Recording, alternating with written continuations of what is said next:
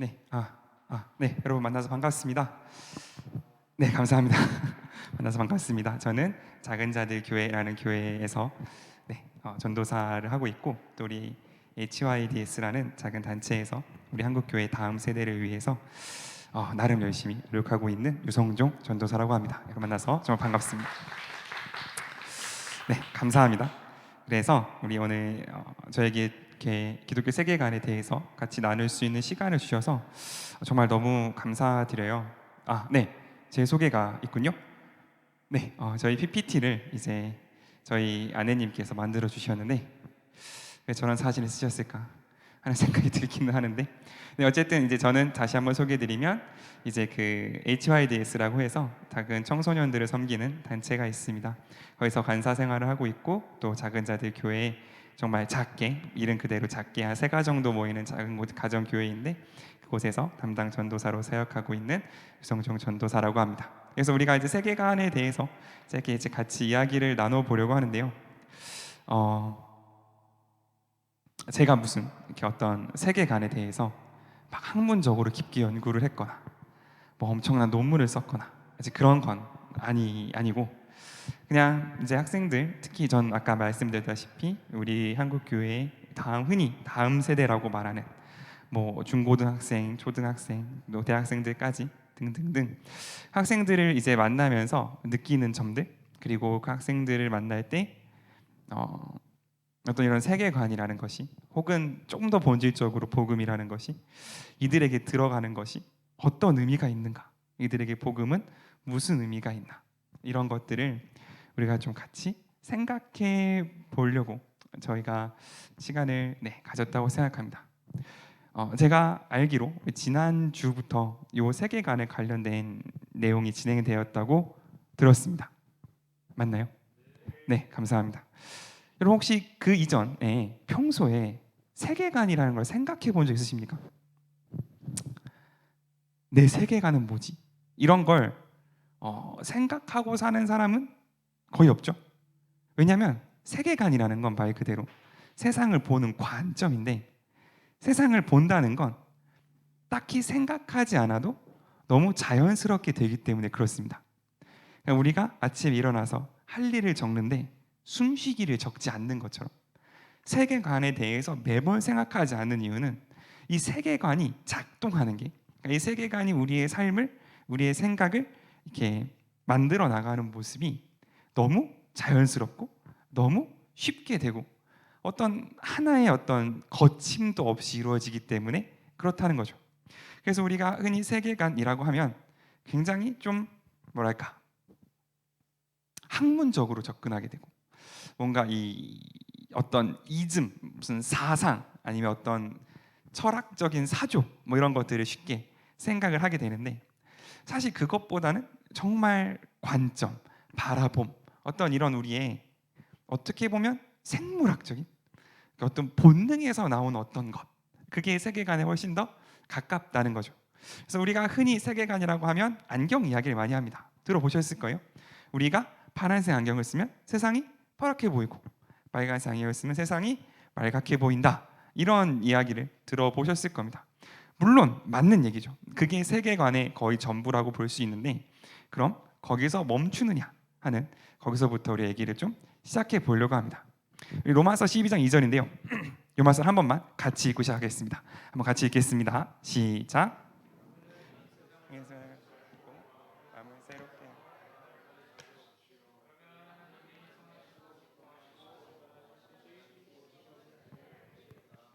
네, 요게 하나님께서 우리에게 주시는 어떤 명령 같은 거죠.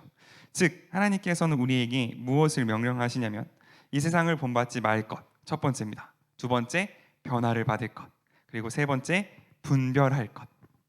무엇인지 알게 된다. 우리가 흔히 쉽게 접하는 개역개정으로 말하면 하나님의 뜻을 분별하게 되는 것을 하나님은 우리가 원하신다는 거죠. 그러니까 이 말씀을 우리가 세계관에 대입해 본다면 이렇게 말해볼 수 있을 것 같아요. 세계관이란 뭐냐면 우리가 무엇을 보는 건데, 그 보는 것이 어디에까지 나아가냐면 어떤 행동, 혹은 어떤 감정, 혹은 어떤 판단에 이르는 것, 우리가 이거를 본다라고 이야기합니다. 예를 들어 제가 오늘 이 교회에 처음 와서 저를 맞아주시는 선교사님께서 저에게 이 물을 주셨어요. 그럼 나는 이 물을 보게 되죠. 그죠? 그런데 내가 이 물을 볼 때에는요, 그냥 저게 물이구나, 여기서 멈추지 않습니다. 여러 가지 감정, 판단, 행동이 따라오게 돼요. 예를 들어 제가 수원역 환승센터에서부터 여기까지 걸어왔는데 적지 않게 걸었습니다. 선교사님이 10분이면 돼요. 그래서 10분을 예상하고 걸었는데 한참 더 걸었거든요. 그래서 목이 마른 상태에서 물을 보면요, 어때요? 반갑죠? 그죠? 너무 좋고. 그리고 또 선교사님께서 저를 생각해서 물을 챙겨주신 걸 보면 감사하죠. 그리고 이 물을 열어서 마셔도 되겠다. 왜? 우리 선교사님이 나한테 위해를 끼칠 분이 아니시기 때문에. 이런 판단들을 하게 되죠. 그러니까 우리가 무언가를 본다라는 사실은 단순히 저기 물이 있다라는 사실을 인식한다는 뜻이 아니라 내가 보고 있는 대상에 대해서 어떤 감정이 생기거나 어떤 판단을 하거나 더 나아가서는 어떤 행동을 하게 된다. 이게 세계관의 의미라는 거죠. 그러니까 우리가 세상을 볼 때, 세상에 보는 세계관이라 함은 우리가 세상을 볼 때 단순히 저게 세상이구나, 혹은 뭐가 옳다 그르다 거기서 멈추는 것이 아니라 내가 세상에 대해서 어떤 감정을 품을 건지, 내가 세상에 대해서 어떤 생각을 품을 건지, 내가 세상에 대해서 어떤 행동을 할 것인지까지 나아가는 거, 그게 세계관이라는 이야기를 하는 겁니다. 우리가 이거 되게 많이 보셨을 거예요. 처음 보시는 것 같아요. 너무 감사합니다. 되게 많이 보셨을 거라 생각하는데, 반쯤 찬 물컵이죠.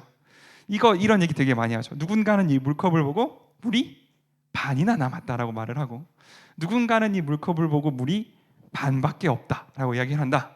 이게 세계관의 어떤 설명이다, 이렇게 이야기를 많이 하는데 똑같은 이야기인 거예요. 이게 물이 반밖에 없다라고 생각하는 사람은 당연히 마음이 좀 불안하겠죠? 물이 반밖에 없으니까. 그리고 나서 물을 채우려는 노력을 하게 될 거고, 누군가 나한테 야, 나 물 한 모금만 마실게 라고 말했을 때 선뜻 그래 마셔 라고 말하기가 쉽지 않겠죠. 물이 반이나 남았다고 생각하는 사람은 누군가 나한테 야, 나 물 한 모금만 마실게 할 때 마셔 라고 쉽게 이야기할 거고 마음이 평안하겠죠. 그러니까 이 분별, 하나님이 말씀하시고 또 우리가 지금 알아가려고 하는 이 세계관이라 함은 내가 이 세상을 인식함을 넘어서서 내가 그것에 어떻게 반응하거나 어떤 감정을 가진다, 이것을 포함하는 것이라는 것을 우리가 좀 계속 생각했으면 좋겠어요. 그렇지 않으면 너무 이성적인 측면, 그냥 내 머릿속에서 이루어지는 어떤 수학 공식에 머물기가 쉽거든요. 다만 세계관은 그것보다는 우리가 매일매일 하는 판단, 우리가 매일매일 느끼는 감정, 우리가 매일매일 거의 생각할 새도 없이 일어나는 나의 감정, 거기에 영향을 미치는 우리의 조금 더 어떤 이런 본능적인 부분이라는 것을 우리가 알 수 있으면 좋겠습니다. 그래서 세계관을 알고 하나님의 뜻을 안다, 하나님의 눈으로 세상을 본다라는 건 결국 다르게 말하면 이 상황, 여기 현재에서 하나님이 가장 기뻐하신 행동이 무엇인지를 안다는 거고, 하나님이 이 상황, 여기를 바라볼 때 어떤 마음이실지를 안다라는 거죠. 이거는 명쾌하게 설명될 수도 있고 설명되지 않을 수도 있어요. 내가 어떤 사람을 봤는데 좋아, 그 이유가 있을 수도 있지만 딱히 없을 수도 있는 것처럼 세계관은 어떤 무슨 주의, 뭐 낙관주의 아니면 무슨 이렇게 어떤 이즘처럼 이렇게 명쾌하게 설명될 수도 있지만 그렇지 않을 수도 있다라는 거죠. 그러니까 세계관이 조금 더 단단하냐 그렇지 않냐의 문제인 거지, 우리 안에 작동하는 세계관은 우리에게 그렇게 영향을 미친다는 거고, 그래서 우리가 세계관을 배우는 이유가 거기에 있다는 거죠. 그래서 저도 영어랑 상당히 친하지 않은 사람이지만 그래도 영어를 한번 찾아봤을 때 저희가 오늘 읽었던 본문이 이렇게 되어 있더라고요. You will be tested and approved. 그 다음에 뭐를? What God's will is. 하나님의 뜻이 뭔지를 테스트해보고 증명해봐라. 이게 세계관이라는 거예요. 테스트해보고 증명해보는 거. 내가 어떤 세계관을 가졌는지 알려면 내가 어떻게 하는지, 이게 정말 맞는지를 테스트해보고 증거를 받으면 내 세계관이 형성되어진다는 거죠. 이게 세계관을 배우는 이유라는 겁니다. 그러니까 세계관은 그냥 우리가 다 갖고 있는 거고, 우리가 다 딱히 배우지 않아도 우리 마음속에 다 있는 건데, 왜 굳이 이 귀중한 예배 시간, 이 많은 사람들의 시간을 들여서 이것을 배우느냐라면, 아까 우리가 읽었던 로마서 12장에 있는 이 세대를 본받지 말고 마음을 새롭게 하여 변화를 받은 그 사람들이 해야 될 일이 뭐냐면, 그 변화를 받은 하나님의 뜻, 우리를 변화하게 하신 하나님의 말씀이 맞는지 테스트해보고 증거를 얻는 것, 그게 우리가 해야 될 일이기 때문에 그렇습니다. 그래서 만약 이 하나님의 세계관이 진짜 맞고 정말 살아있고 정말 하나님의 뜻대로 되는 거라면 테스트할 때마다 정답이 나오겠죠. 하나님께서 하신 말씀을 지킬 때마다 정답이 들어오겠죠. 증거를 받겠죠. 그러면 세계관이 더 강해지겠고 세계관이 더 넓어질 겁니다. 근데 만약 이게 거짓말이야, 사실은 그렇지 않아 라는 게 전제에 깔려 있다면, 난 이걸 테스트할 때마다 틀릴 거고, 난 이거를 물어볼 때마다 다른 대답이 나올 거고, 그럼 하나님의 세계관이, 하나님의 말씀이 틀렸구나 라는 결론을 내리게 되겠죠. 그래서 하나님은 우리에게 도전하시는 거예요. 시험해봐라. 우리가 구약 성경을 읽으면 하나님이 항상 말씀하시잖아요. 난 이렇게 강력한 존재야. 나는 이렇게 지혜가 많아. 나는 이렇게 강력하고 나는 역사를 다스리고 막 여러 가지 말씀들을 하시잖아요. 왜 그런 말씀을 하실까요? 왜? 하나님이 우리한테 잘 보이기 위해서. 그건 아닐 것 같지 않습니까? 하나님이 뭐 사실은 약한 존재인데 세 보이기 위해서. 그건 아닐 거잖아요. 하나님 우리한테 도전하시는 거예요. 야, 나를 믿어. 나를 믿고 테스트해봐. 나를 믿고 네 인생 한번 걸어봐라. 너의 인생을 가지고 내 말씀, 내가 말한 이 말씀들이 맞는지 틀리는지 테스트해보고 증거를 받아라. 그리고 그 안에서 더 자라가고 건강해지고 열매 맺으라라고 우리에게 말씀하고 계신다는 거죠. 세계관은 그런 거예요. 우리가 세계관을 배운다, 우리가 세계관에 대한 어떤 이런 강의를 듣는다는 건 무슨 뜻이냐면, 내가 변화를 받았음에도 불구하고 내가 이 하나님의 사랑, 예수님의 사랑으로 새롭게 태어났음에도 불구하고 더 배워나갈 것이 있다라는 거거든요. 그러니까 이건 사실 되게 놀라운 거예요. 예수님의 보혈 우리를 깨끗게 하셨잖아요. 예수님의 십자가 우리의 죄를 다 사하셨잖아요. 그렇죠? 네, 감사합니다. 네, 깜짝 놀랐습니다. 예수님의 보혈이 우리를 다 사하셨음에도 불구하고 우리의 삶의 남은 기간 동안에 뭔가 계속 테스트하고 증명받아야 할 일이 남아있다라는 사실인 거죠.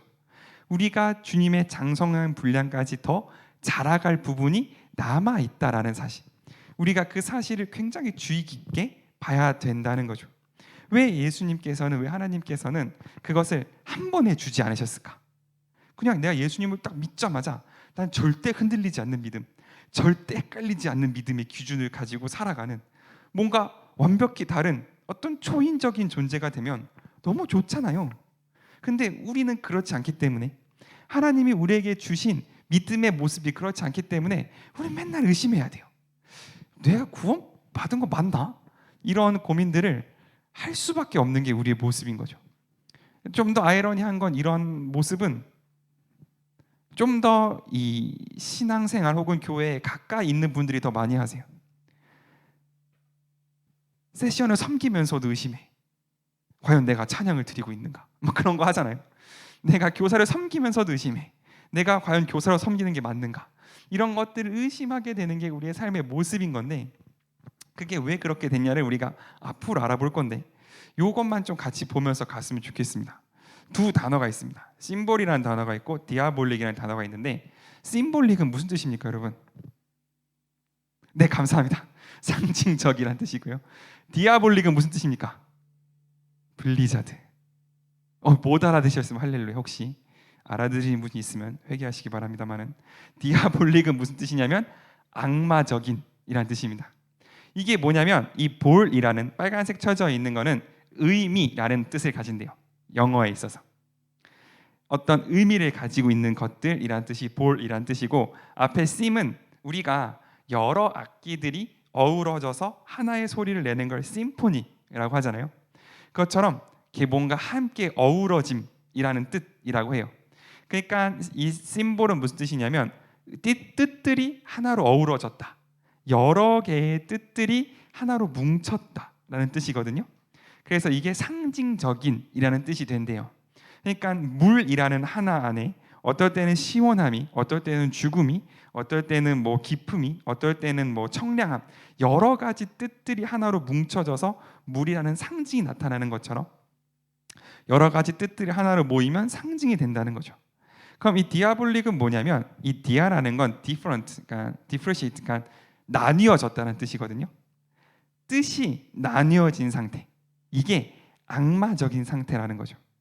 그러니까 악마적이라는 거의 진짜 뜻, 본래 뜻은 뭐냐? 내가 밖에 나가서 갑자기 사람들을 막 때리고 다닌다, 그런 뜻이 아니라 내가 예수님을 믿음에도 불구하고, 내가 예수님을 알고 있음에도 불구하고 교회 안에서의 내 모습과 교회 밖에서의 내 모습이 분리되어 있을 때, 그게 악마적이라는 거죠. 하나님이 가장 안타까워하시는 그리스도인의 모습, 혹은 우리가 가장 쉽게 무너지는, 쉽게 타협하는 우리 안에 악마적인 모습은 내가 자주 넘어진다거나, 내가 자주 유혹에 빠진다거나, 혹은 내가 뭐 어떤 음란함에 빠진다거나, 물론 그런 것들도 악마적인 모습일 수 있겠죠. 그런 것들도 우리가 기도로서 이겨내야 하는 모습이 맞습니다. 하지만 그것보다 훨씬 더 근본적으로, 훨씬 더 그 밑에 깊숙이 있는, 우리가 진정 극복해야 되는 그 악마적인 것은 뭐냐면, 이곳 교회 안에서의 내 모습과 교회 밖에서의 내 모습이, 혹은 내 안에 어떤 부분에서는 하나님의 말씀이 통용되는데 다른 부분에서는 하나님의 말씀이 통용되지 않는 내 삶의 부분이 있다면, 오늘 배우는 것처럼 우리가 세계관에 적용해 본다면, 내가 어딘가에 누군가의 무엇은 하나님의 눈으로 바라보지만 그 다른 쪽은 세상과 똑같은 눈으로 바라보고 있다면, 그것은 우리가 반드시 해결해야 되는 내 안에 악마적인 모습일 수 있다라는 거죠. 그게 우리가 하나님의 세계관을 배우는 이유가 될 것이라고 저는 생각을 합니다. 그러면 우리가 이 세계관을 어떻게 배우느냐라는 거죠. 세계관, 하나님이 세상을 보는 방식, 혹은 하나님을 사랑하는 사람들이 세상을 보는 방식을 우리가 어떻게 배울 거냐, 우리 말씀 한 구절만 같이 읽고 더 이야기하겠습니다. 요한일서 2장 5절인데요. 한번 같이 읽겠습니다. 시작. 그러나 누구든지 하나님의 말씀을 지키면 하나님의 사랑이 그에게서 완전해집니다. 이것으로 우리는 그분 안에 있다는 것을 알게 됩니다.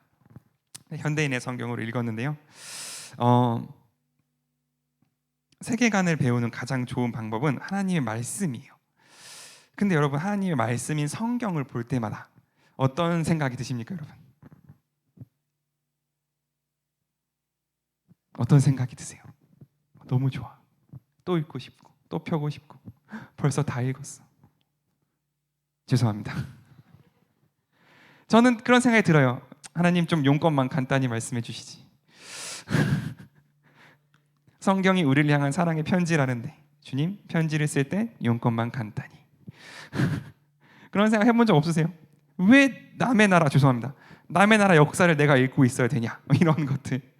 게다가 4,000년 전에 있었던, 그러니까 그런 거 있잖아요. 우리가 성경을 잘 이해하기 위해서는 뭐 원어도 알아야 되고, 뭐 그 당시의 생활 풍습도 알아야 되고 등등등. 너무 벅차다, 이런 생각이 들게 되는 거죠. 그냥 뭐 10계명 딱, 아니면 예수님의 말씀 모아놓은 거 딱 하면 간단하잖아요. 이렇게 코라는 그 정도, 이 정도 있잖아요. 뭐 이렇게 많냐? 근데 그런 거예요. 어떤 사람의 세계관, 그 대상의 세계관을 알기 위해서는요, 말만 들어서는 안 돼요. 그 사람의 행동, 그 사람의 선택, 그 사람이 언제 화를 내나, 언제 기뻐하나, 그 사람이 언제 누구랑 함께하나, 이런 것들을 볼 때에 우리가 그 사람의 세계관을 진짜 배울 수 있습니다. 말은 누구나 할 수 있어요. 하나님을 사랑합니다. 말은 누구나 하지. 선포도 누구나 할 수 있습니다. 그런데 그 사람이 진짜 하나님을 사랑하는지 보려면 그 사람의 삶의 중요한 선택의 순간에 어떤 선택을 내리는가, 그 사람이 진짜 하나님을 사랑하는지 보려면 그 사람이 혼자 있는 시간에 어떤 시간을 보내는가, 그것을 보면 그 사람이 진짜 하나님을 사랑하는지 아닌지 알 수 있다는 거죠. 물론 이건 연단의 영역, 훈련의 영역이기도 합니다. 절대 뭔가 누군가를 정죄하거나 너는 그러므로 하나님의 사람이 아니다, 이런 결론을 내려는 게 아니고 우리가 그런 쪽으로 훈련을 해 나가야 한다는 거죠. 저랑 저희 아내가 결혼을 했죠. 당연하죠. 아니니까 결혼을 했는데 이제 저는 이제 그 만 나이로 24인가 좀 일찍 결혼을 해서 저희 아내랑 보는 시간이 조금 오래됩니다. 그래서 이제 이렇게 뭐 출근을 등등등 하기 전에 우리 아내한테 항상 얘기하죠. 여보 사랑해, 이렇게 말하면서 출근을 하면 저희 아내의 첫 번째 반응이 있어요. 거짓말. 이렇게 나옵니다. 야, 나 너무 진심이다. 이게 볼 때마다 좋고, 야, 나 뭐 아무튼 너무 좋고 볼 때마다 이쁘고, 야, 왜 거짓말이냐라고 물어보면 항상 얘기해요. 넌 항상 말만 하잖아. 집에 들어왔을 때 가장 피곤할 때, 그때 누구와 함께 시간을 보내느냐? 내가 너 일을 마치고 집에 와서 가장 피곤하고 힘들 때 옷 벗고 양말 벗고 드러누워 자느냐? 아니면 그때 다시 한번 힘을 내서 식탁에 앉아 우리 아내와 이야기를 하느냐? 그게 나의 세계관, 나의 진심을 보여준다라는 거죠. 이것처럼 우리가 죄송합니다. 개인적인 일 너무 많이 해서 우리가 어떤 세계관, 그 사람의 세계관을 보고 배우기 위해서는 그 사람의 말만 혹은 그 사람의 겉모습만 봐서는 알 수가 없다라는 거죠. 그래서 하나님께서는 우리에게 정말 시시콜콜한 이야기를 다 오픈하셨어요. 내가 누구다라고 말하는 그 율법의 내용뿐만 아니라 내가 누구랑 일을 했고, 내가 누구를 사랑했고, 내가 누구랑 같이 있었고 등등등 하다 보면 이건 너무한 거 아닌가 싶을 정도로 시시콜콜한 이야기들을 하세요. 야, 너 이건 먹어, 이건 먹지 마, 이런 거 있잖아요. 율법에 뭐 굽이 갈린 건 안 떴고, 뭐 되새김질 하는 건 어떻고, 이 얘기를 읽다 보면 예전에는 하나님이 되게 무서운 분, 그러니까 깐깐하고 막 그런 분으로 느껴졌거든요. 근데 제가 아이를 키우다 보니까 아이한테 그런 말을 저도 하고 있는 거예요. 야, 이건 먹어도 되는데 이건 안 돼. 굳이 치토스를 먹고 싶으면 간장칩을 먹자. 뭐 이런 거 있잖아요. 이런 시시콜콜한 이야기를 제가 아이에게 하는 이유가 뭐냐면 그 아이가 내 마음을 알아줬으면 좋겠는 거죠. 제발 좀 건강한 걸 먹자 자식아, 이런 거, 이런 내 마음을 알아줬으면 좋기 때문에 야, 이건 먹어도 되고 이건 먹어도 안 되고, 야, 옷은 지금 반팔은 안 된다, 춥다, 겉옷 가져가라, 이런 이야기를 하는 이유들이, 야, 너 겉옷 안 가져가면 죽어, 이거를 내가 아이에게 말하고 싶어준 게 아니라 제발 우리 건강하자, 아프지 말자, 야, 사랑한다, 이 이야기를 나는 그렇게 그 아이에게 하고 있다라는 거죠. 그래서 성경이 이만큼 긴 거예요. 하나님은 우리에게 굳이 다른 신이라면, 그러니까 우상이라면 보여주지 않을 이야기들, 내가 누구를 어떻게 미워했는가, 누가 어떻게 실패했는가, 그럼에도 불구하고 하나님이 역사를 어떻게 이끌어 나가시는지를 다 보여주셨어요. 왜냐하면 하나님은 정말 살아계신 하나님이시고 그것을 통해서 우리가 단순히 성경 말씀이 체크리스트가 아니라 지켰다 못 지켰다 지켰다 못 지켰다 하는 체크리스트가 아니라 하나님의 마음을 아는, 하나님의 세계관을 깨닫는 그 길이 되기를 원하셨기 때문에 하나님은 그렇게 우리에게 세세하게 모든 것을 다 이야기해 주신 거죠. 그래서 마태복음 12장 6절에서 8절에 이런 말씀이 있습니다. 이건 제가 읽겠습니다. 그러나 나는 너희에게 말한다. 그 성종보다 더 큰 이가 여기 있다. 나는 자비를 원하고 제사를 원하지 않는다. 는 말씀이 무슨 뜻인지 알았더라면 너희가 죄 없는 사람을 죄인으로 단정하지 않았을 것이다. 나는 안식일의 주인이다. 나는 율법의 주인이다. 내가 완성이다 라고 말씀하시는 그 이유가 되는 거죠. 하나님의 세계관, 하나님의 마음, 하나님의 사랑을 제발 좀 알았으면 좋겠다 라는 그 소망을 담아 그 성경에 그렇게 길고 시시콜콜 하나님의 모든 사랑을 쏟아 부으셨다라는 겁니다. 그래서 우리는요, 성경을 볼 때 꼭 생각해 줘야 돼요. 세계관을 배울 때 마찬가지입니다. 그러니까 성경을 볼 때라고 말하면 저의 어떤 주제를 넘어설 수 있으니까 이 세계관을 배울 때 우리가 특히 하나님의 마음을 배운다고 한다면 우리가 꼭 생각해 볼 수 있으면 좋겠어요. 이건 지키고 안 지키고의 문제가 아니에요. 사랑과 응답의 문제거든요. 이런 거죠. 여러분이 어렸을 때 스마트폰이 있으셨겠나요? 무슨 말이야 이게? 있으셨죠, 그죠? 아마 겪으셨을 텐데 저희 첫째가 지금 5학, 그러니까 4학년인데 가장 화두가 과연 이 스마트폰 어떻게 할 거냐 뭐 이런 거거든요. 애한테 얼마나 줄 거냐. 그럼 우리 아내가 아이한테 항상 얘기합니다. 야, 정해진 시간만 하자. 요때부터 요때까지만 스마트폰을 쓰자라고 이야기를 하는 거죠. 그럼 우리 아들은 응 알았어 라고 대답은 하지만 항상 방에서 한 10분 이상 조용하다 라면 의심이 가는 거죠. 문을 열고 들어가 보면 뭐 예상하는 일들이 있는 거고. 그러면 이 아이는 엄마의 율법을 어긴 거잖아요. 그러면 이 엄마는 아이를 미워하나요? 아니죠. 그런데 핸드폰을 그냥 두나요? 뺏어가죠. 그럼 사랑 안 하나요? 사랑하죠. 그러니까 이런 거예요. 이 하나님께서 우리에게 율법을 주시고 말씀을 주시는데 하나님도 아세요. 우리는 지키지 못할 가능성이 너무 크다는 거. 그럼에도 불구하고 선포하세요. 그럼에도 불구하고 알려주세요. 왜? 그걸 알아야 나를 아니까.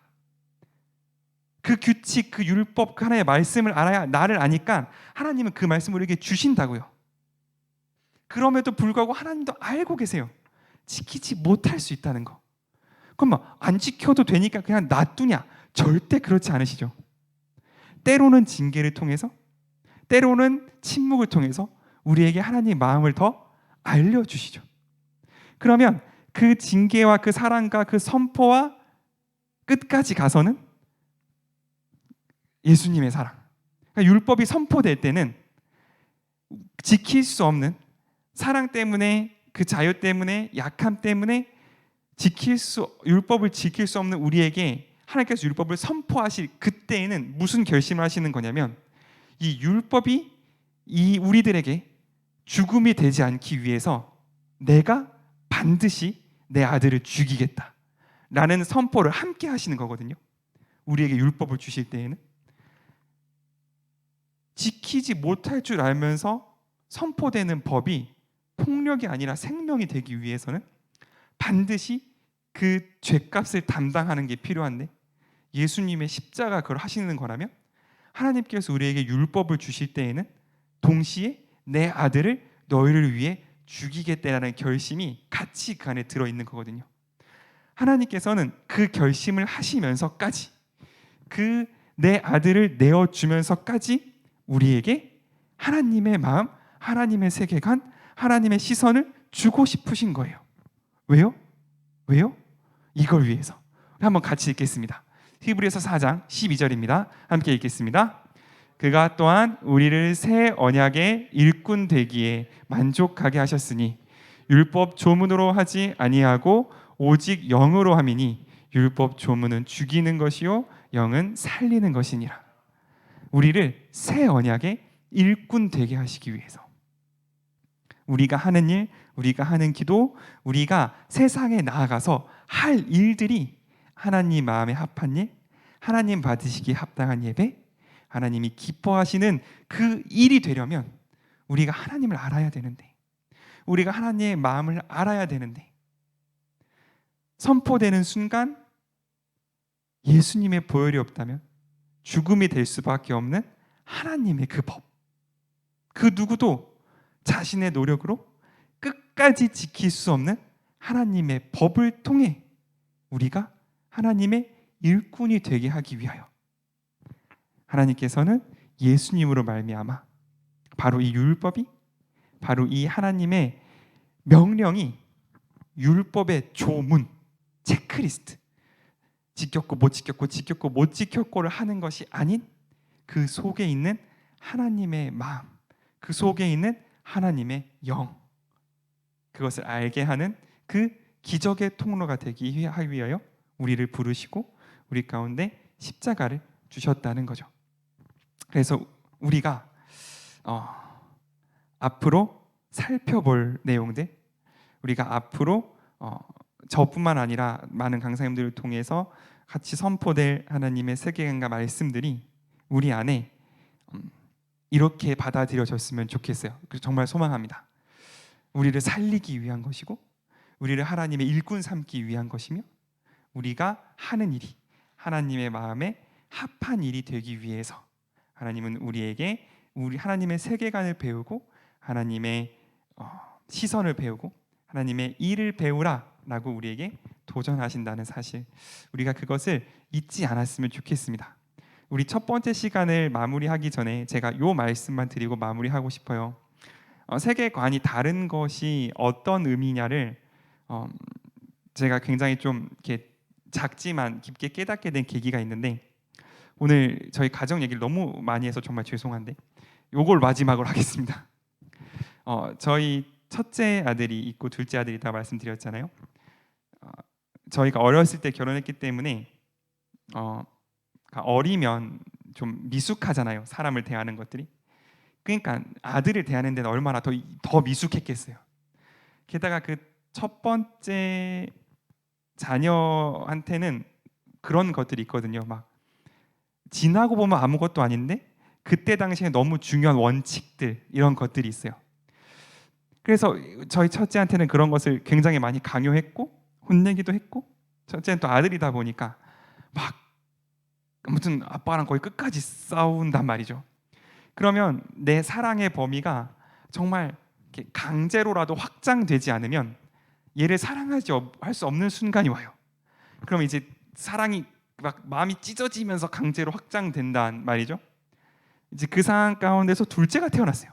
둘째는 딸이기도 하고, 얘는 이미 지 오빠가 늘려놓은 그 사랑의 범위 안에 있기 때문에 얘한테는 뭐 안 되는 게 없는 거예요. 그냥 다 돼, 오케이, 좋아, 뭐 이런 것들이 되는 거죠. 그러다 보니까 이 아이들이 자라면서 저를 대하는 태도가 조금 달라요. 첫째는 저한테 원하는 게 있으면 협상을 해요. 이걸 줄게, 아빠 내가 이거 할게요, 이거 주세요. 얘는 벌써 저를 율법으로 대하는 거죠. 둘째는 그런 거 없어요. 아빠 나 이거 필요해. 거의 명령이에요. 아빠 나 이거 필요해. 그렇게 말하면 내가 그걸 준비해 놔야 돼. 그걸 준비하지 않은 아빠는 상상할 수도 없고 있을 수도 없는 일이다. 얘는 이런 것들이 기저에 깔려 있어요. 이게 어느 순간에 가장 잘 드러나냐면 잘못했을 때 드러나요. 저희들이 지금보다 조금 더 어렸을 때 저희가 아침에 주로 이렇게 시리얼을 많이 먹었는데 이제 과자를 붓고 우유를 붓잖아요. 그러니까 흘릴 기회가 2번이나 있는 거죠. 그럼 이제 항상 아이들한테 제가 주의를 시키거든요. 장난치지 마라. 흘리면 큰일 난다. 한 번 말했어요. 그런데 뭐 한 번 말한다고 듣나요? 안 듣죠. 장난을 막 치는 거예요. 2번 말했어요. 흘리면 아빠 화낼 거야. 반드시 화낼 거거든. 절대 장난치지 마라 라고 말했는데 또 장난치다가 우유랑 시리얼을 같이 엎었어요. 그러니까 완전 뭐 바닥이 멸치 옷이며 난장판이 된 거죠. 그럼 이제 아빠가 화가 났잖아요. 그러면 첫째는요 딱 굳어요. 아이씨 큰일 났다. 눈치를 봅니다. 이 화가 어느 정도인가. 내가 어느 정도 수그려야 이걸 넘어갈 것인가? 이제 이런 것들을 보면서 아무 말도 안 하고 있는 거죠. 둘째는 달라요. 제가 딱 엎으니까 화가 나니까, 야 온유야, 온음아, 온유 온음인데 이름이, 아빠가 그렇게 말했잖냐, 장난치지 말라고 내가 말했어 안 했어? 이렇게 말하니까 우리 둘째가 저를 딱 보더니 하는 말이, 괜찮아, 아빠가 치우면 되지, 이렇게 말하더라고요. 아 괜찮아, 아빠가 치우면 되지, 이렇게 말하는 거예요. 제가 그 말을 듣고 너무 감사하더라고요. 그 말을 듣고 어찌나 마음이 기쁜지. 이 아이는 저한테 지금 두 가지를 고백한 거거든요. 첫 번째는 뭐냐면, 아버지는 능력 있는 아버지이시다를 고백한 거예요. 왜 웃어요? 맞잖아요. 네 우유를 쏟고 내 옷이 어그러진 건요, 자기 힘으로 어떻게 할 수 없어요. 내가 일어나서 뭐 걸레를 가져다가 바닥을 닦고 옷을 갈아입는 건 애가 할 수 없는 일이에요. 아빠는 할 수 있는 일이에요. 힘들이지 않고. 괜찮아, 아빠가 하면 되지 라는 말에는 어떤 고백이 숨어 있냐면, 우리 아버지는 능력 있는 아버지, 내가 절대로 해결할 수 없는 나의 죄를, 내가 절대로 해결할 수 없는 나의 잘못을 우리 아버지는 해결할 수 있는 능력의 아버지입니다 라는 고백이 들어가 있는 거고, 두 번째 고백은 더 큰 고백인데, 내 잘못, 나의 죄의 결과가 우리 아빠가 나를 사랑하는데 어떤 영향도 끼치지 못할 겁니다. 우리 아버지의 사랑은 나의 죄보다 큽니다 라는 고백이 그 안에 들어가 있다고 생각하는 거죠. 있는 거죠. 그러니까 정말 다를 수밖에 없어요. 어떤 순간에 결정적인 나의 죄가, 나의 잘못이, 나의 어떤 부족함이 나를 넘어서서 하나님과 나의 교회에 해를 끼쳤다고 생각되어지는, 내가 돌이킬 수 없는 잘못을 저질렀다고 생각되어지는 그때에 나의 세계관은 위력을 발휘하고, 나의 세계관은 나를 하나님으로 다시 한번 다가가게 하든지, 혹은 하나님으로부터 멀어지게 하는 그 역할을 할 거라는 사실입니다. 그래서 우리가 지금부터 배우고 같이 이야기할 내용들은 단순히 어떤 학문적인, 혹은 뭐 A를 넣었더니 B를 나오는 수학적인 내용들이 아니라, 나의 삶을, 나의 어떤 위기의 순간에 내가 다시 한번 하나님께 다가갈 수 있는 그 어떤 계기, 그 어떤 무기가 될 수 있는 그 하나님의 눈, 하나님의 사랑을 배우는 이번 시간이 될 수 있기를 소망합니다. 아멘. 우리 10분간 휴식하고 다음 시간에 좀 더 본격적인 이야기 나누도록 하겠습니다. 수고하셨습니다. 우리 저희가 10분 시간이 지나서 시작하고 하겠습니다. 저희 조금 빨리 갈 수 있게 시작하도록 하겠습니다. 괜찮으시죠? 네, 감사합니다. 그래서 우리 이제 세계관을 왜 배워야 되냐에 대해서 길게 말씀을 드렸어요. 왜냐하면 제가 생각하기에 세계관이 뭐보다 훨씬 더 중요한 부분입니다. 왜 해야 되냐? 이것이 훨씬 더 중요한 부분이기 때문에 길게 말씀을 드렸고, 이 뒤는 조금 빠르게 지나가도록 하겠습니다. 네. 우리가 흔히 기독교 세계관이라고 할 때 창조, 타락, 구속, 그리고 누군가는 완성을 붙여서 뭐 흔히 창타고 이렇게 이야기를 많이 하죠. 그죠? 네, 많이 하죠. 이게 그 알버트 파슬러, 아무튼 누군가가 만들어낸 그 개념인데, 이 부분을 많은 사람들이 동의를 해요. 많은 사람들이 동의를 하고 어떤 강의나 혹은 여러 가지 그를 진행함에 있어서 이 기준을 따르기 때문에 저도 이거를 따라가긴 할 거지만, 이게 어떤 절대 불변의 법칙이라거나, 혹은 이게 어떤 무슨 성경에 준하는 진리라거나 그런 것이 절대 아니고, 그냥 성경을 일관적으로, 그러니까 어떤 기준을 가지고 우리에게 적용할 수 있도록 분류해 놓은 분류 체계라고 보시면 훨씬 더 좋을 것 같아요. 그러니까 우리가 누군가 요점을 정리해 주면 좋은 것처럼, 물론 우리에게는 저자, 직강, 성령님의 계시라는 게 있긴 하지만, 그래도 다른 사람이 정리해 둔 걸 보면 좋으니까 이제 이런 어떤 기준을 가지고 뒤에 가서는 이것을 우리에게 적용해 보는 것까지 우리가 한번 진행해 보고자 합니다. 따라서 우리가 이 흐름에 따라서 어떤 하나님과의 관계를 중심으로 보게 될 거예요. 왜냐하면 우리가 알고자 하는 게 하나님의 시선이고 하나님의 마음이고 하나님의 세계관이잖아요. 그걸 알기 위해서는 하나님과 연결이 되어야 되는데, 그러니까 그걸 알기 위해서 하나님께서 우리에게 영을 살려주셔야 되는데, 이제 그것들이 여기서 어떻게 하나님과의 관계를 중심으로 우리가 우리의 세계관을 정립해 나갈 건지를 한번 연습해 보는 시간을 가지도록 하겠습니다. 그래서 먼저 창조예요. 창조는 하나님의 뜻이 가득한 세상이라고 볼 수 있을 것 같아요.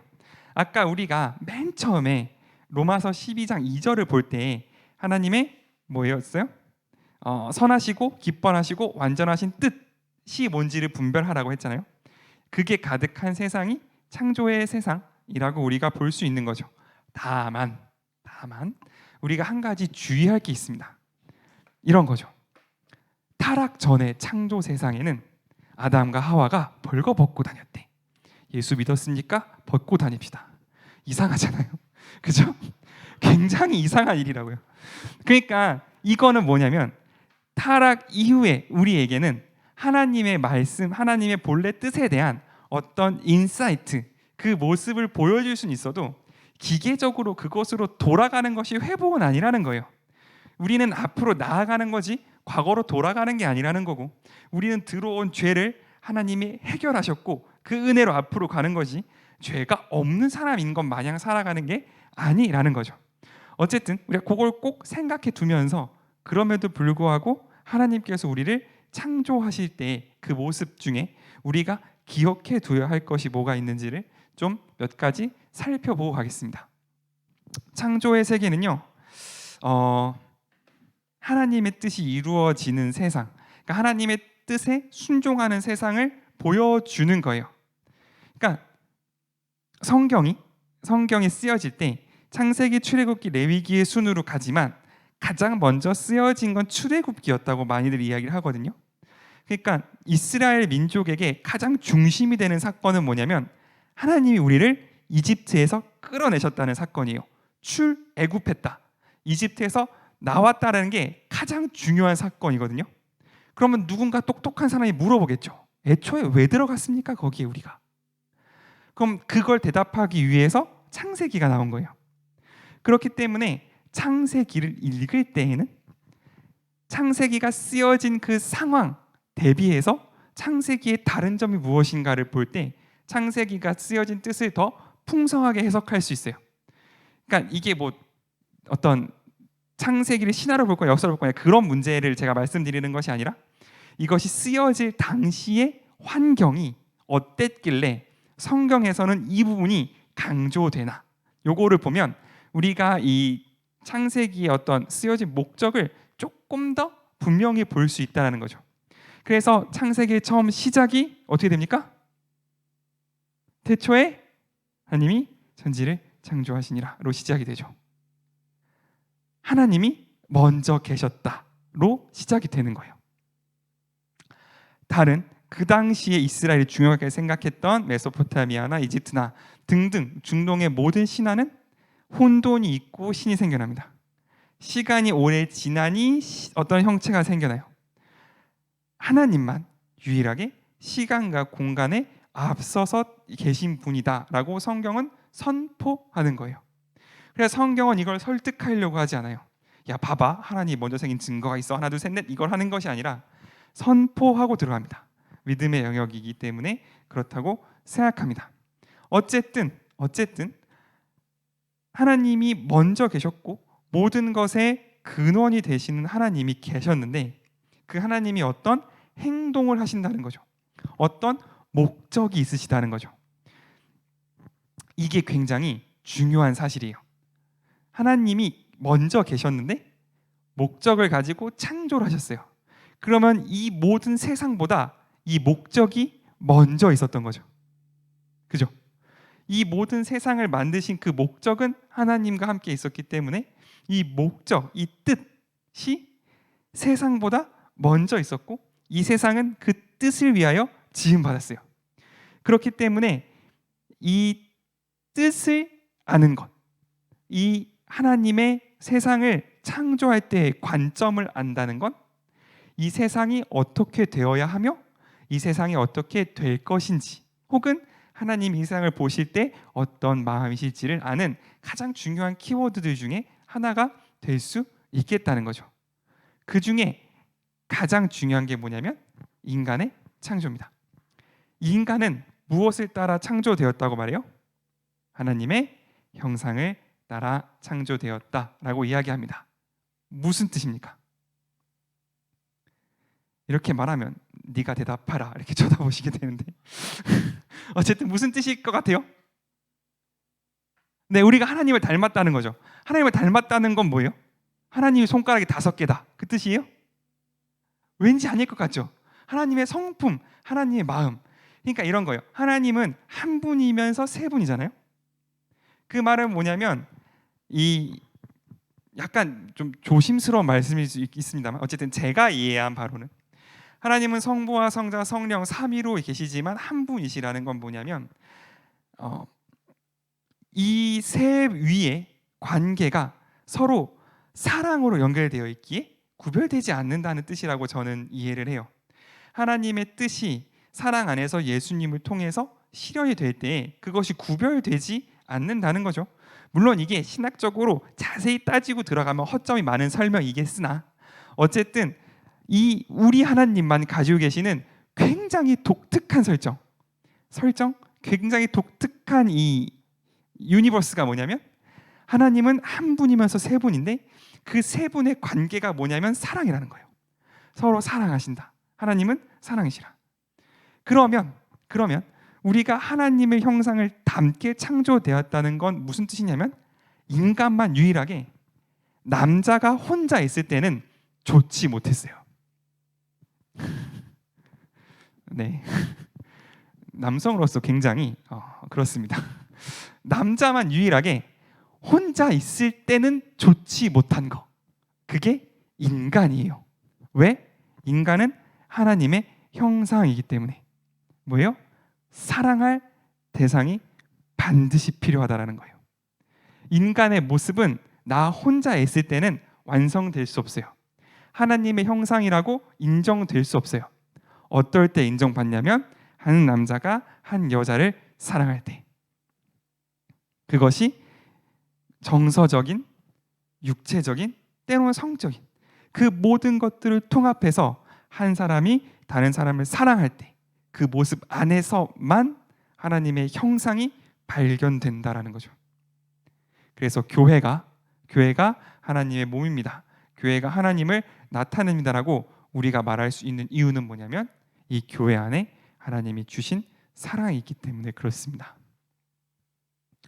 그래서 제가 다시 한번 말씀드리고 싶은 건 뭐냐면 우리는 서로 사랑하기 위해 창조되었다는 사실이죠. 우리가 가진 하나님의 형상은 내가 완전해져서, 약간 도교적인 사상이죠. 뭔가를 깨달았을 때, 혹은 유교적인 사상으로 내가 뭔가를 부단히 단련해서 수신제가 치국 평천화를 이루었을 때 하나님 향한 나의 뜻이 나타나는 것이 아니라 내가 누군가를 정말 하나님의 마음으로 사랑하기로 결정할 때, 내가 누군가를 그 사람이 나에게 어떠함에 상관없이 그 사람을 사랑하기로 결정하고 그 사랑을 지켜나갈 때 하나님의 모습이 우리 가운데에 나타난다는 거죠. 그게 저는 하나님이 우리를 아담이 홀로 있는 것을 좋지 못하다고 말씀하신 하나님의 뜻이라고 생각합니다. 그래서 우리에게 주신 능력은 사랑할 수 있는 능력이에요. 사랑할 수 있는 능력입니다. 아담이 하와를 봤을 때 뼈 살살을 하잖아요. 내 뼈 중에 뼈, 살 중에 살이다. 뭔가를 한 적이 없어요. 하와가 뭐 하다 못해 뭐 오렌지 하나 따다 준 적이 없는 상태거든요. 보자마자 알아요. 사랑의 대상이라는 사실을. 뼈 중에 뼈고 살 중에 살이다. 내 가장 중심이고 곧 나다. 이 고백을 보자마자 하거든요. 그것이 우리에게 주신 능력이라는 것을 우리가 잊지 않을 수 있으면 좋겠습니다. 그리고 또 몇 가지 살펴보고자 하는 것들이 있는데, 하나님께서는 우리에게 이 창조 세계를 다스릴 혹은 관리할 의무를 주세요. 또는 생육하고 번성하고 이 땅을 다스리라는 명령을 우리에게 주시거든요. 그런데 한번 잘 생각해 보세요. 아직 타락이 있기 전이에요. 아직 노동이 힘들기 전이거든요. 아직 우리에게 죽음이나 위협이라는 게 생기기 전이거든요. 근데 무슨 에덴 동산을 관리할 게 있어요? 없어요. 에덴 동산은 알아서 잘 굴러가고 있는 상황이에요. 하나님의 인도하심 안에. 그럼에도 불구하고 하나님께서는 우리에게 명령을 주셨어요. 너는 생육하고 번성해 이 땅에 있는 모든 것을 다스려 라는 명령을 주신 거거든요. 이건 애초부터 하나님이 우리에게 결과를 바라지 않으신다는 사실을 우리에게 말해줍니다. 자, 봐봐. 이 에덴 동산이 네가 잘 관리 못하면 잘못될 위험성이 있어. 그러니까 이거 조심해. 야, 잘 관리해야 된다. 이러고 우리에게 주신 게 아니라는 사실이에요. 에덴 동산은 그 상태로 너무 완벽하고 아담과 하와가 살기에 부족함이 하나도 없는 공간이었어요. 그럼에도 불구하고 하나님은 그것을 관리하라고 주셨거든요. 그 뜻은 뭐냐면 하나님이 한 일, 창조하시고 이 세상을 채우시고 이 세상을 아름답게 하시는 그 일을 너도 했으면 좋겠다. 내가 누리는 이 기쁨, 내가 누리는 이 힘을 너도 같이 했으면 좋겠다라는 하나님의 마음을 우리에게 주시는 거죠.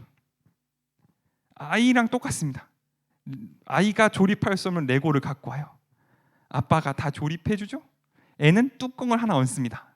누가 만든 거예요? 애가 만든 거예요. 애가 가지고 놀 때 그 기쁨이 아이와 아빠랑 같이 있듯이 마찬가지인 거죠. 지금 우리도 마찬가지입니다. 하나님은 우리를요 무익한 줄 알고 부르셨어요. 아무런 이득도 하나님에게 없는 어떤 것도 줄 수 없다는 사실 알고 부르셨습니다. 무익한 종임을 알고 부르셨다는 거죠. 왜? 우리에게 기대하는 것이 열매가 아니에요. 하나님한테 부족한 것이 능력이 아닙니다. 하나님한테 부족한 것이 지혜가 아니에요. 하나님한테 부족한 건 우리가 드리는 사랑밖에 없습니다. 하나님이 더 원하시는 건요 우리가 드리는 사랑 그거 말고는 없어요. 근데 그것을 함께하기 위해서 하나님은 우리를 무익한 종으로 부르셨다는 사실이죠.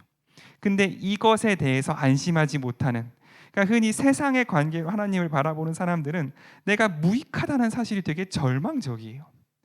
과연 내가 하나님의 사람이 맞는가를 점검할 때 하나님께 뭔가를 드렸는가를 점검하면서 내 안을 바라보면 반드시 절망할 수밖에 없습니다. 내가 무슨 세상의 돈을 다 벌어다 헌금을 한들 그게 하나님께 무슨 의미가 있겠냐고요. 하나님은 그 모든 것을 창조주신데 하나님은 처음부터 우리에게 무익한 명령을 주셨고 처음부터 우리에게 열매를 기대하시는 어떤 성과를 기대하시는 것이 아닌 하나님의 말씀에 순종하고 하나님이 하셨던 그 일을 하고 하나님이 내게 주신 지혜와 하나님이 내게 주신 힘과 하나님이 내게 주신 모든 것들을 통하여 하나님이라면 하실 일을 하나님이 하시기 원하는 일을 하는 그것을 우리에게 주시기를 원했다. 우리가 그것을 꼭 알고 이 창조라는 부분을 넘어갈 수 있으면 좋겠습니다. 하나님과 나와의 관계가 연결되어 있을 때 내가 하나님을 알 때에는 내가 어떤 모습이었는가, 우리는 하나님의 그 사랑을 닮은 존재들이었고 나 혼자로서는 완전할 수 없는 나의 사랑의 대상과 함께 있는 그 관계 속에서 완전해지는 사랑의 존재들이었으며 하나님을 대함에 있어서 거리낄 것도 없고 하나님을 대함에 있어서 두려운 것이 없는 존재였으며 나는 하나님의 명령을 성공과 실패, 이룸과 이루지 못함, 성취와 실패의 관점이 아닌 정말 단순한 순종, 단순한 따라감의 속에서 하나님과 함께 했던 우리의 모습이라는 것들, 우리 창조의 모습이라는 것을 기억하고 다음으로 넘어가겠습니다. 타락의 뜻이 뭐죠? 하나님의 뜻의 관점에서 보면 하나님의 뜻과 단절되었다라는 부분일 겁니다. 사실 이 부분은 굉장히 조심스러운 부분들이 많은 부분이에요. 뭐 단적으로 말하면 남녀의 관계에서부터 혹은 여러 다른 부분에 이르기까지 함부로 해석이 되면 잘못된 결론을 이르는 듣기 쉬운 것들이 많이 산재되어 있는 부분이거든요. 그래서 저도 이 부분에 있어서 뭔가 많은 것을 여러분에게 제 생각을 말씀드리기보다는 정말 어떤 하나님과의 뜻과의 단절이 어떤 결과를 갖고 왔는지에 대해서만 짧게 나누고 넘어가고자 합니다. 그래서 이 단절, 하나님의 타락이 갖고 온 첫 번째 결과는 하나님이 아담을 찾으신다는 거죠. 이게 설마 하나님이 진짜 아담이 어디 있는지 몰라서 꼭꼭 숨어라가 아닐 거잖아요. 이건 뭐냐면 이런 거죠. 그러니까 저랑 아내가 사이가 좋을 때는 아내가 방 안에 있을 때 그냥 문을 열고 들어가도 상관이 없어요. 근데 싸운 후에는 들어가기 전에 뭐 해야 돼요? 노크해야 돼요. 들어가도 돼? 이걸 해야 돼요. 이런 건 거죠.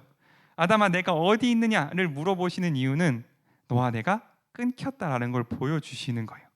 뭔가 내가 지금 당장 너를 찾아가면, 내가 지금 당장 너를 만나면 우리가 좋지 않다, 죽음에 이를 수 있다는 것을 타락의 상태는 보여주는 거죠.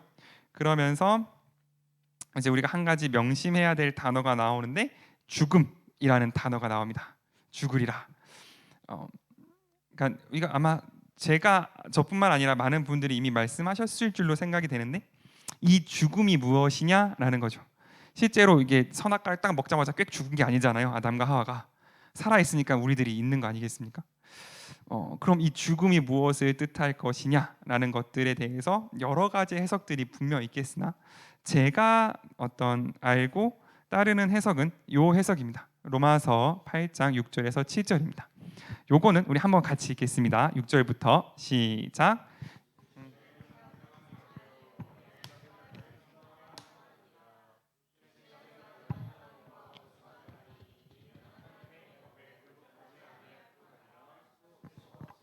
네, 감사합니다. 맞다. 말씀을 읽으니까 생각이 나는데 제가 아까 1강 때 말씀의 주소를 하나 틀렸더군요. 히브리서 말씀이 아니라 고린도후서 말씀인데 다시 한번 깊은 사과의 말씀드리고요. 어쨌든 요거는 확인을 했습니다. 로마서 8장 마칠 거고요. 육신의 생각, 또 확인하지 마세요. 알겠죠? 마칠 거예요. 알겠죠? 네, 육신의 생각은 사망이고 영의 생각은 생명과 평안이래요. 그러니까 이 말은 무슨 말이냐면 이런 거죠. 그러니까 사람이 어떤 행동과 판단을 할 때는요, 인풋이 있어야 아웃풋이 있어요. 그러니까 아주 단순화시키면 배고파야 밥을 먹는 거고 상대가 있어야 사랑을 하는 거잖아요.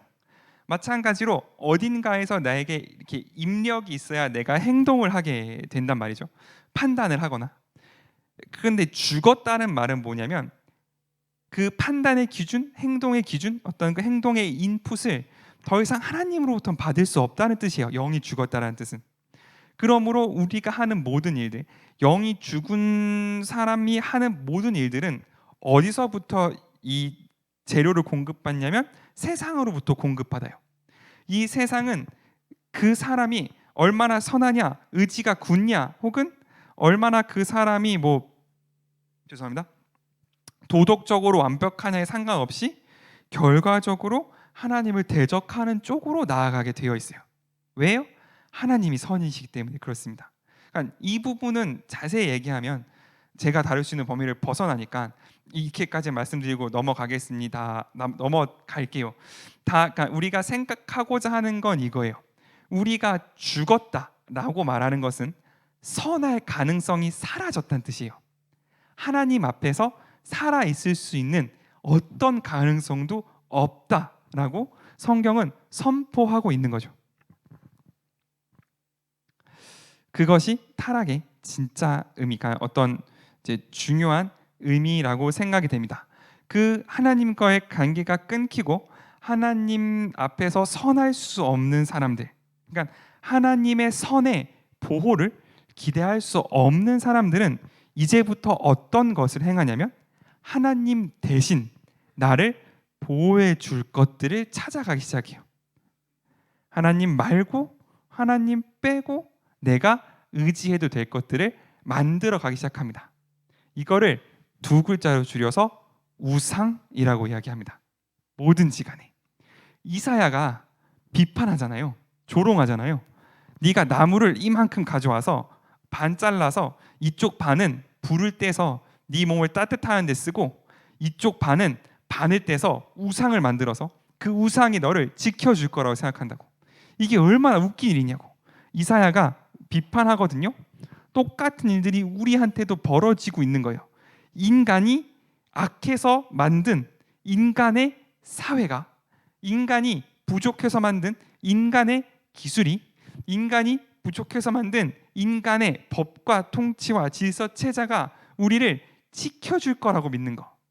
그러니까 이 말은 제가 어떤 막 다 나가서 무정부 이 말씀을 드리는 게 아니라 어떤 기술이나 어떤 법이나 어떤 사회 체제를 따라가면 우리가 하나님을 기쁘시게 할 수 있을 거다라는 그 생각은 근본적으로 잘못됐다는 것이고, 그 말은 다시 말씀드리면 무슨 말씀이냐면 내가 의지하는 것들, 내가 안심이 되는 것들, 그것들이 무엇인지를 잘 살펴보면 내 안에 어떤 부분이 해결돼야 되는 부분인지를 알 수 있다라는 말씀이에요.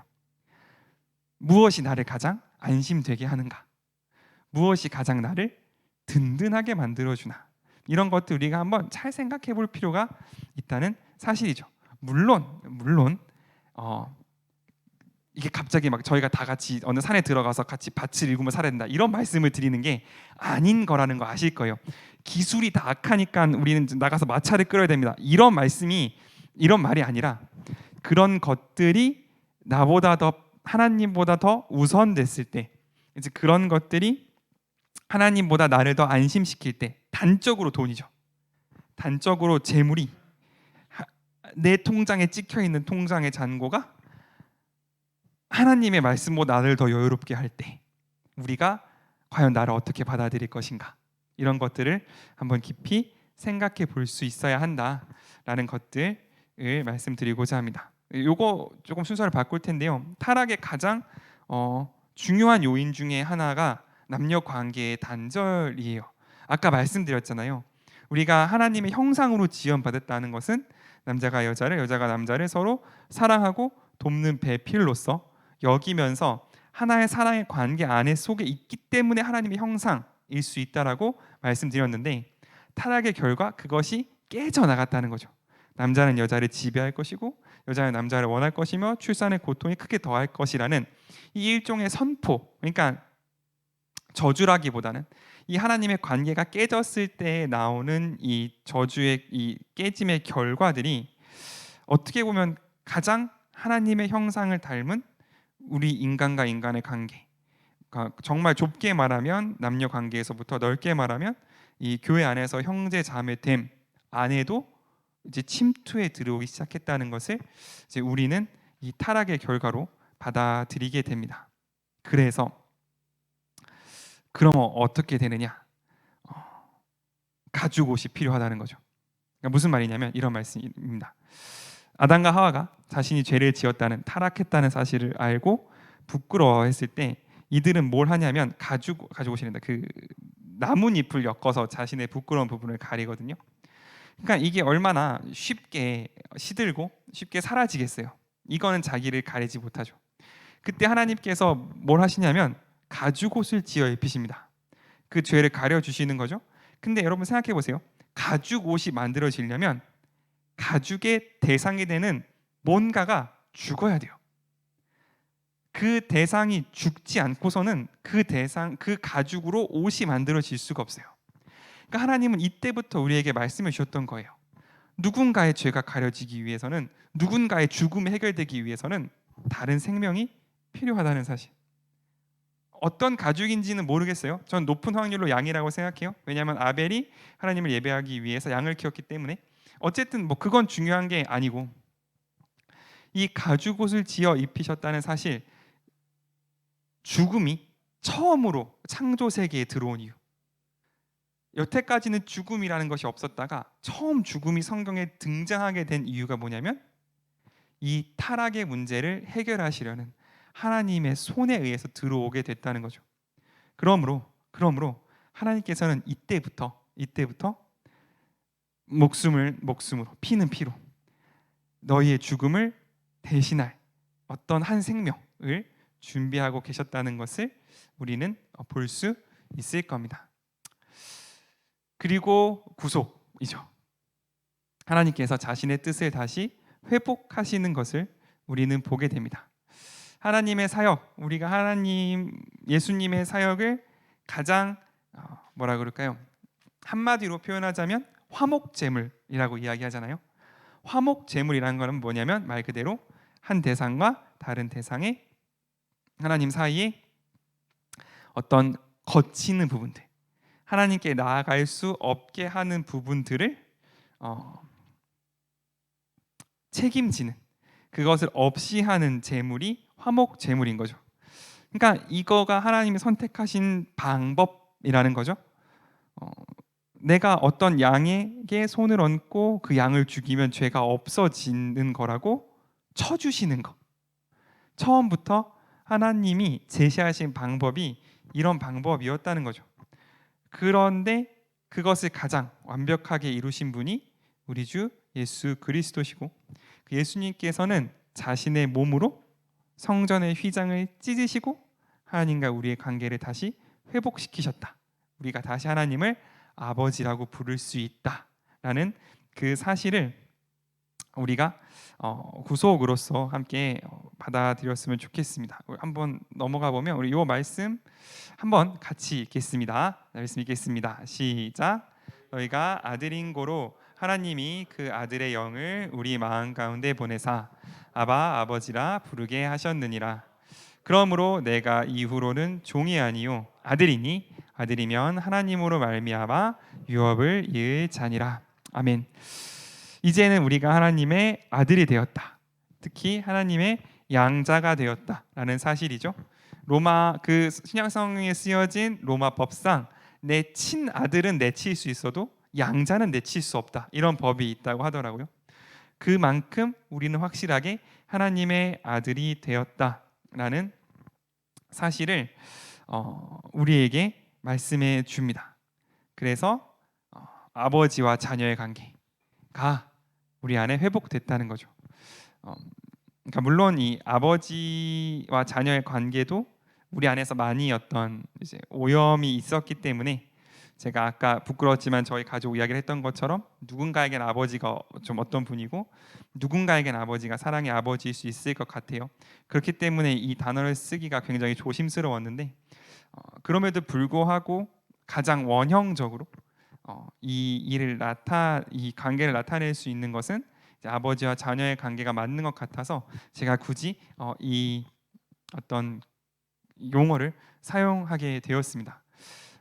아버지와 자녀의 관계라 함은, 특히 이 성경에 쓰여질 당시의 아버지의 자녀의 관계라 함은 지금 우리가 생각하는 단순한 친밀함 혹은 어떤 혈연 관계에만 머물러 있지 않았어요. 그 당시에는 대장장이의 아들이 대장장이가 되는 게 너무 당연한 시대였거든요.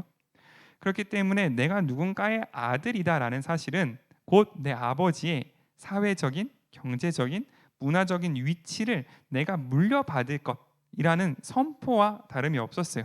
또한 아버지가 지고 있는 책임, 내 아버지가 지고 있는 빚, 내 아버지가 받아야 할 어떤 권리, 이런 것들도 아들이 모두 상속받는 것이 당연했던 시대였던 거죠. 더 나아가서는 그 아들은 아버지의 어떤 분신이라 그럴까요? 아버지를 대신할 수 있는 어떤 존재로 취급받기에 부족함이 없었다라는 거죠. 우리가 이것을 조금 더 넓게 이해할 필요가 있습니다. 하나님이 내 아버지십니다. 하나님이랑 친해요. 여기서 머무른 것이 아니라, 내가 정말 하나님의 아들이라면 하나님이 원하는 것이 무엇인지를 알고 행하고 그것을 따라가고자 하는 그 마음이 있어야 한다는 거죠. 근데 내 아버지는 너무 위대한 분이고 너무 큰일이고 나가서 뭐 세상을 구원하고 그래서 나는 상관이 없어요. 이거는 아들의 자세가 아니라는 말이죠. 왜? 우리 아빠는 이미 나한테 성과를 바라는 아빠가 아니야. 그건 아빠가 다 할 수 있어요. 아빠가 바라는 건 딱 하나, 그 아버지와 같은 마음으로 네가 세상을 바라보고 세상에 행하며 세상 가운데 내가 할 말을 같이 해주는 작은 나로서의 아들, 그것이 우리가 하나님이 원하시는 우리의 모습이기 때문에 그렇습니다. 그래서 그 한 가지만 더 요거 하고 넘어가겠습니다. 그래서 요건 제가 읽을게요. 여러분은 다 믿음으로 그리스도 예수님 안에서 하나님의 아들이 되었습니다. 누구든지 그리스도 연합하는 세례를 받은 사람은 그리스도로 옷을 입은 것입니다. 여러분은 다 그리스도 예수님 안에서 하나가 되었으므로 유대인이나 그리스 사람이나 종이나 자유인이나 남자나 여자나 차별이 없습니다. 아멘. 맨 처음 창조 때 있었던 그 하나님과 사람의 관계가 끊어져서 서로를 지배하고 정복하고, 심지어는 가장 가까운 남녀 관계에서도 서로 정복하고 지배하고 뭐 이런 관계가 됐다가 그것이 다시 회복됐을 때 그 어떤 차별도 없는 하나님의 나라로 다시 돌아가는 그 모습을 보게 되는 거죠. 우리가 한 가지만 덧붙이고 싶은데, 이제 창조 타락 구속 후에 완성을 덧붙이는 사람들이 있거든요. 그러니까 이제 우리가 구속을 받았으므로 하나님의 완전한 분량까지 나아간다는 거죠. 그러니까 다르게 말하면 성령의 열매를 맺게 된다라는 겁니다. 우리가 갈라디아서를 보면 성령의 열매에 대해서 쭉 나오는데 뭐 여러 가지 것들이 나옵니다. 뭐 희락, 화평, 뭐 사랑, 뭐 선, 인내, 온유, 절제, 이런 성령의 열매들이 쭉 나오게 돼요. 우리가 결국 완성되어 감에 따라서 그런 열매를 맺게 될 거라는 하나님의 어떤 축복인 거죠. 근데 한번 생각해 보자는 거죠. 내 삶에 기쁨이 있나? 내 삶에 사랑이 있나? 내 삶에 온유가 있고 내 삶에 절제가 있는가? 우리는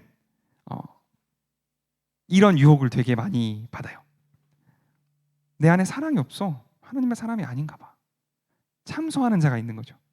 야, 너 네 손 안에 있는 핸드폰 하나 절제하지 못하잖아. 네가 무슨 하나님의 사람이냐? 이런 참소함이 우리한테 들리는 거예요.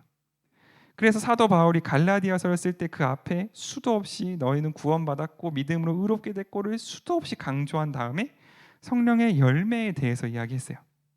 왜? 이 열매가 판단의 근거가 아니라 소망의 근거가 되게 하기 위해서.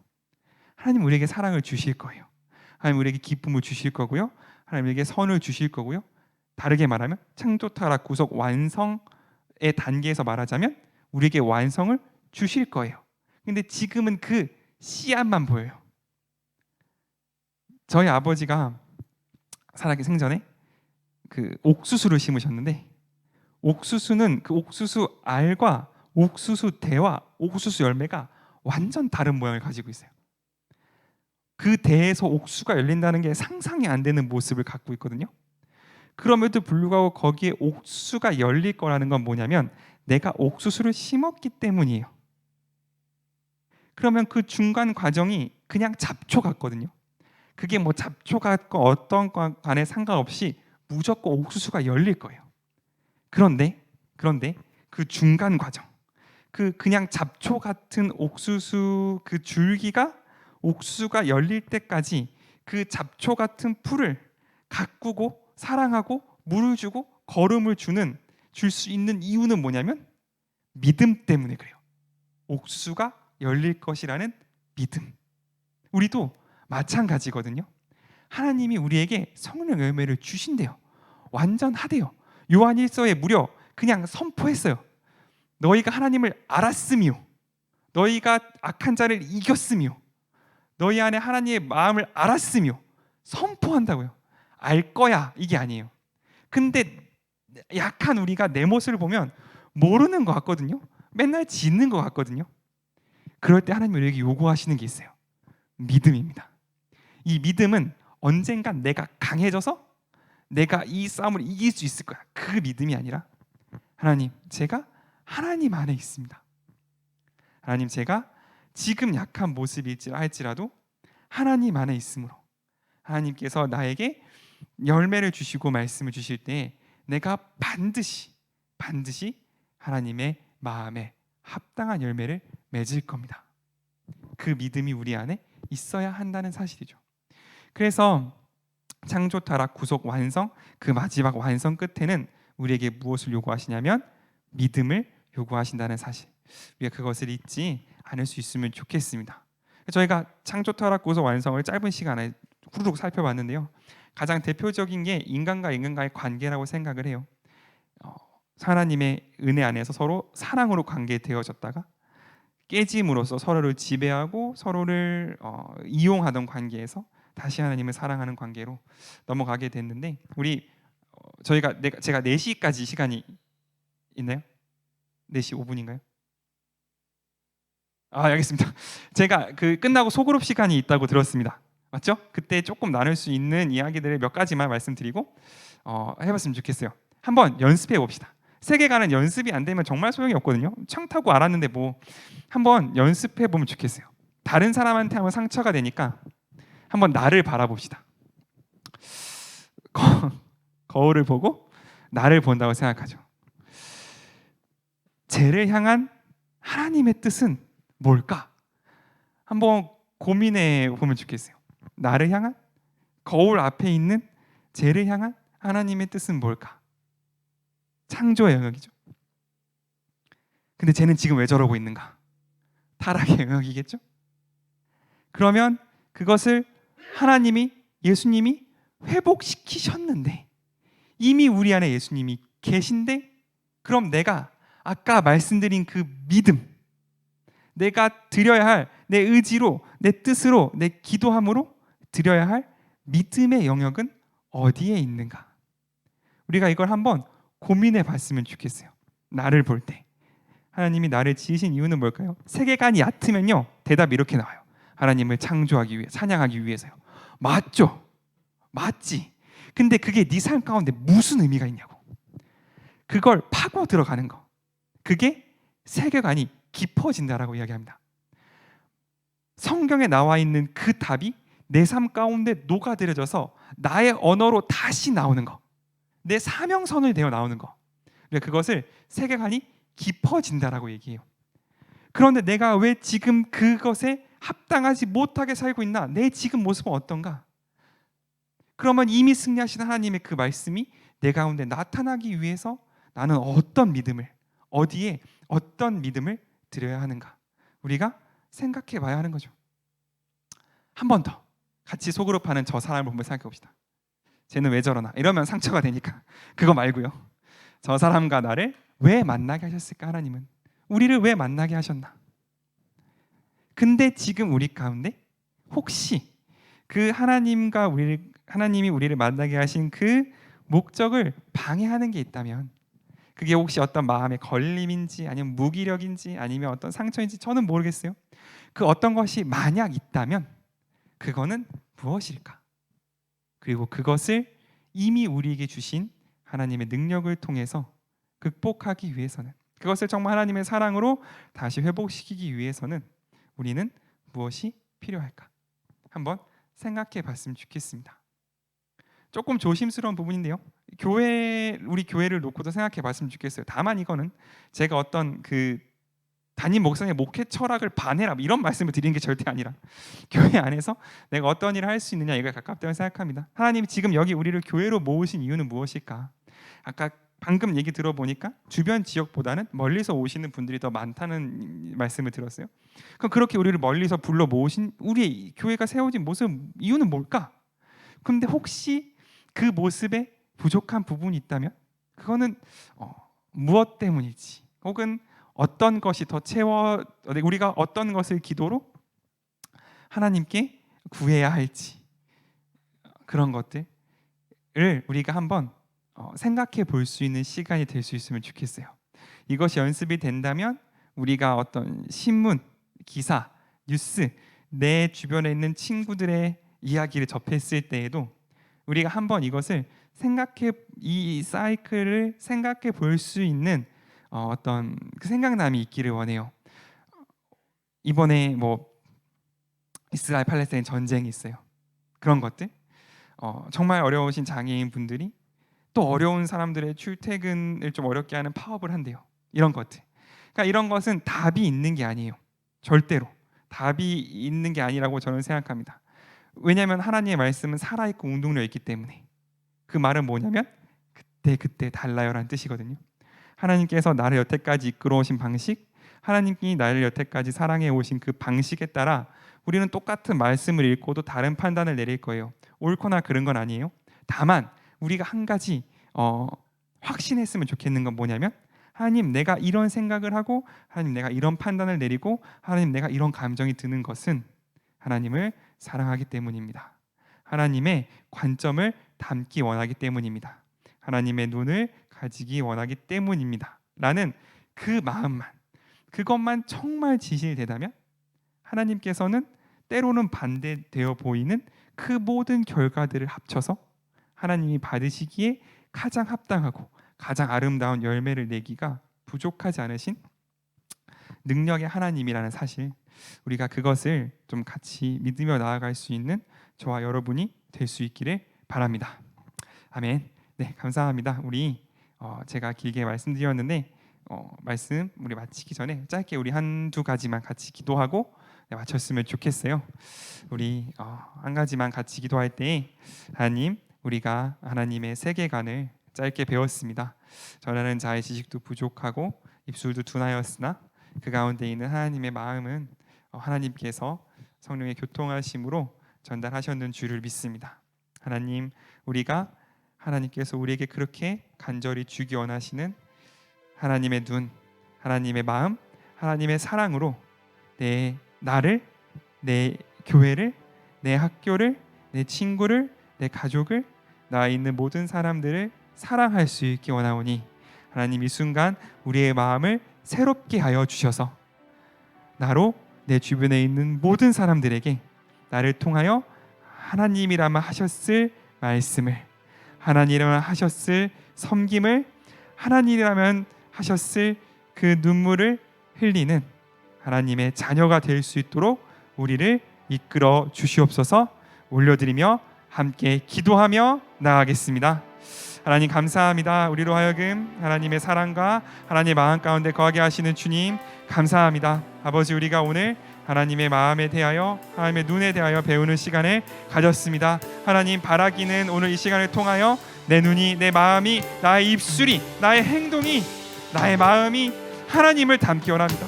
그래서 이 시간 여기에서 살아가는 내 주변에 있는 모든 사람들이 부족하지만 나를 통하여 하나님의 말씀을 듣기 원하고, 부족하지만 나를 통하여 하나님의 손길을 닿기 원하며, 부족하지만 나를 통하여 하나님이 흘리시는 눈물을 같이 흘리는 바로 그 거룩함 가운데 있기를 원하오니, 아버지, 우리와 함께하여 주시옵소서. 우리를 새롭게 하여 주시옵소서.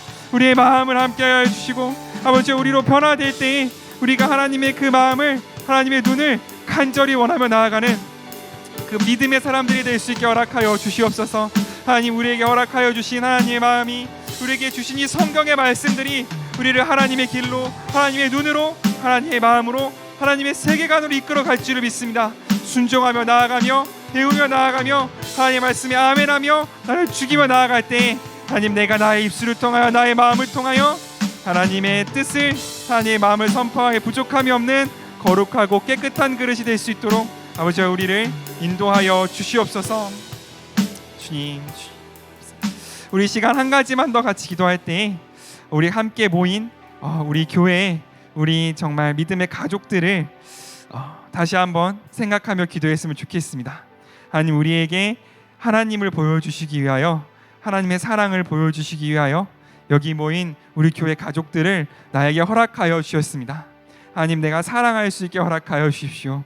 그 사랑을 통하여 내 안에 다시 한번 하나님의 모습이 회복될 수 있게 허락하여 주시고, 하나님의 눈을 통하여 이 교회를, 우리 정말 우리 믿음의 가족들을 바라봄으로 내가 다시 한번 내 마음속에 하나님을 모실 수 있게 허락하여 주시어서 이 사랑의 모습 우리 교회 안에서 멈추는 것이 아니라 우리를 통하여 우리 주변에 있는 모든 사람에 이르기까지 이 사랑이 흘러 넘쳐갈 수 있는, 모든 사람들이 먹기에 풍성한 생명의 열매가 맺히는 우리 교회, 우리 믿음의 가족들 될 수 있게 해달라고 우리 한번 같이 서로를 중보하며 함께 기도하겠습니다.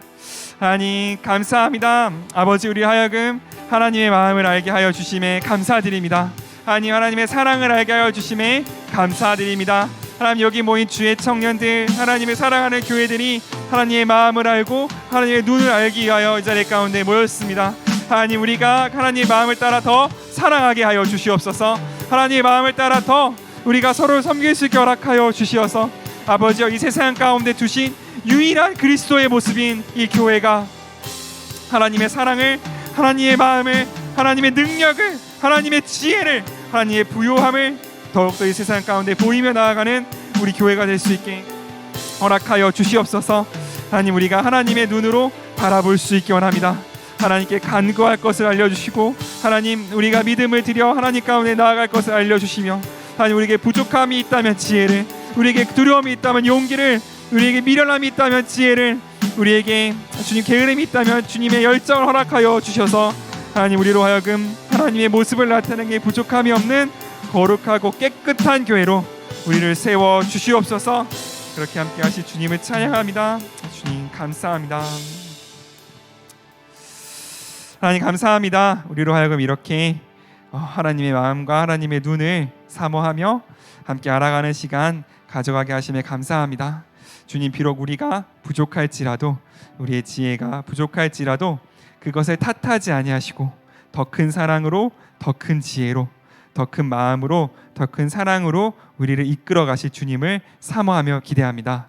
하나님, 이제로부터 시작돼서 끝까지 하나님의 눈으로, 하나님의 마음으로 세상을 사랑하기를 원하오니, 세상을 하나님의 말씀을, 하나님의 섬김을 할 수 있는 하나님의 자녀 되기를 원하오니 주여 우리 가운데 함께하여 주셔서 마음을 새롭게 하여 주시고 하나님의 그 뜻을 알게 하시며 그 뜻을 펼치기에 부족함이 없는 깨끗하고 순결한 주의 신부로, 하나님의 친구로 우리를 삼아 주시옵소서.